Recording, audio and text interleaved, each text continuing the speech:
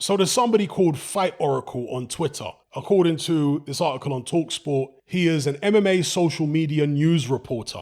And he is claiming that a fight between Tyson Fury and Jon Jones is very realistic and the talks are very serious between the two. So to quote him, he said, "Just ran into the GOAT Jon Jones in Atlanta. The talks between him and Tyson Fury are very much real. He showed me the text messages between them.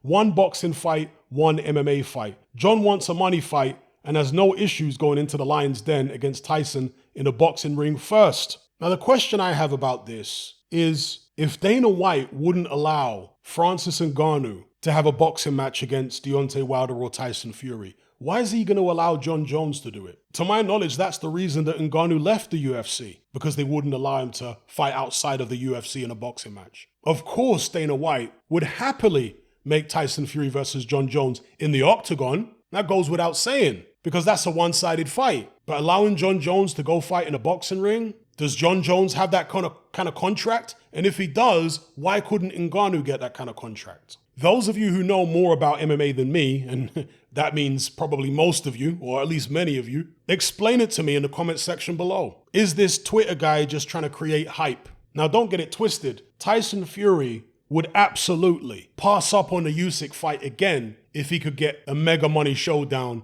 with Jon Jones in a boxing ring or Francis Ngannou in a boxing ring. That's Tyson Fury's style. It's business and PR first. He's not doing a good job with the PR at the moment. The public have sussed him out, but he's still trying to do a good job with the business. And with the boxing, Tyson Fury's playing the waiting game, it would seem. Sitting on the sidelines, hoping that Alexander Usyk with all those belts gets beat by somebody or gets beat up. And then Tyson Fury can either come back and say, "See, it was no good. And you thought he could beat the Gypsy King? Ridiculous. Ha ha ha." Or come back and actually fight him if he looks vulnerable enough. That's the game he appears to be playing. And in the meantime, he's looking for easy fights for big money. The guy who said he doesn't care about money.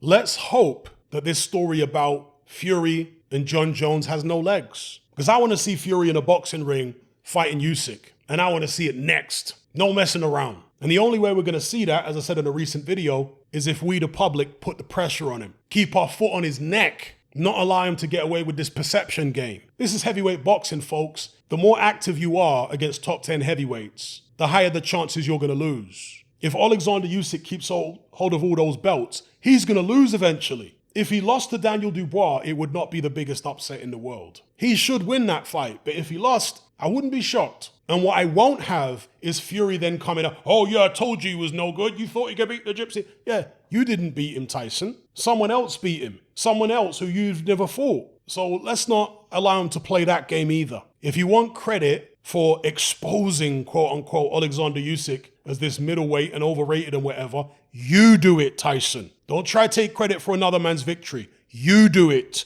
You get in the ring with him. Anyway, I'll leave it there.